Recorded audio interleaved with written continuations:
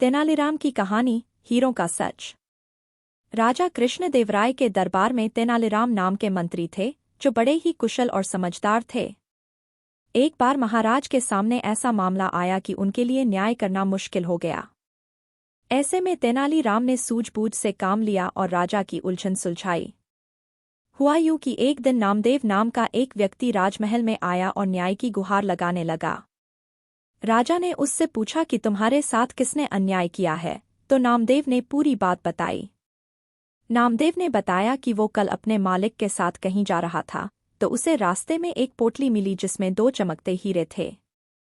मैंने हीरे देखकर कहा कि मालिक इन हीरों पर राज्य का अधिकार है, इसलिए इन्हें राजकोष में जमा करा देते हैं।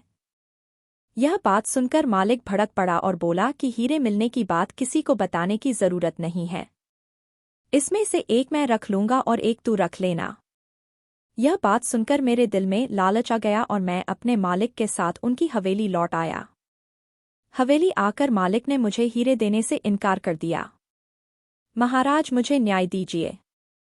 नामदेव का दुखड़ा सुनकर महाराजा ने तुरंत मालिक को दरबार में पेश होने का आदेश दिया।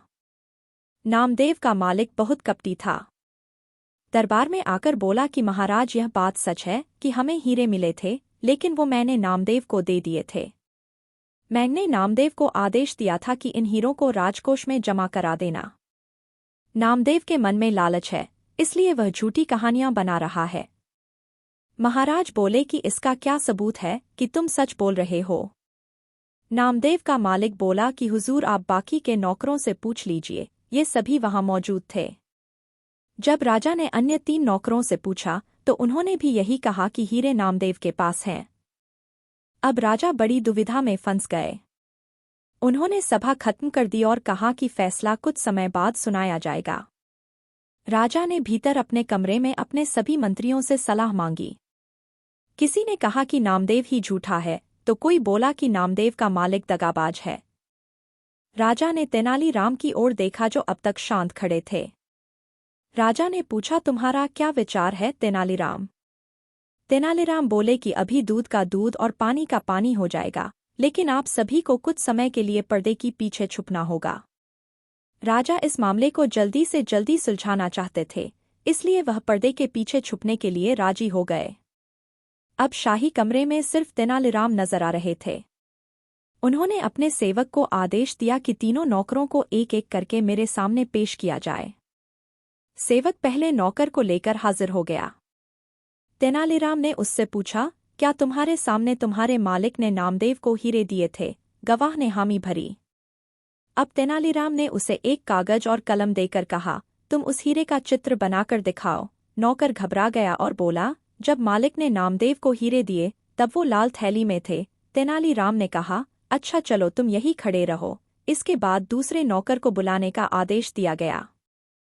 दूसरे नौकर से भी तेनालीराम ने यही पूछा, अगर तुमने हीरे देखे थे तो उनका चित्र बनाकर दिखाओ। नौकर ने कागज लेकर उस पर 2 गोल गोल आकृतियां बना दीं। अब तीसरे नौकर को बुलाया गया। उसने कहा, हीरे भोजपत्र से बने एक लिफाफे में थे, इसलिए मैंने उन्हें नहीं देखा। इतने में महाराजा और बाकी मंत्री पर्दे से बाहर निकल कर आ गए। उन्हें देखकर तीनों नौकर घबरा गए और समझ गए कि अलग अलग जवाब देने से उनका झूठ पकड़ा जा चुका है। वो राजा के पैरों में गिर पड़े और बोले कि उनका कोई कसूर नहीं है, बल्कि मालिक ने ही उन्हें झूठ बोलने को कहा था, नहीं तो जान से मारने की धमकी दी थी। गवाहों की बात सुनकर महाराज ने सैनिकों को आदेश दिया कि इनके मालिक के घर की तलाशी ली जाए। तलाशी लेने पर दोनों हीरे मालिक के घर से मिल गए। इस बेईमानी के कारण उसे 1000 स्वर्ण मुद्राएं नामदेव को देने का आदेश दिया गया और 20,000 स्वर्ण मुद्रा का जुर्माना भी लगाया गया। इस तरह तेनालीराम की होशियारी से नामदेव को न्याय मिला और वो राजा के दरबार से खुश होकर लौटा। कहानी से सीख। इस कहानी से हमें यही शिक्षा मिलती है कि झूठ ज्यादा समय तक छिपा नहीं रह सकता, इसलिए कभी झूठ का सहारा नहीं लेना चाहिए। साथ ही लालच का परिणाम हमेशा बुरा ही होता है।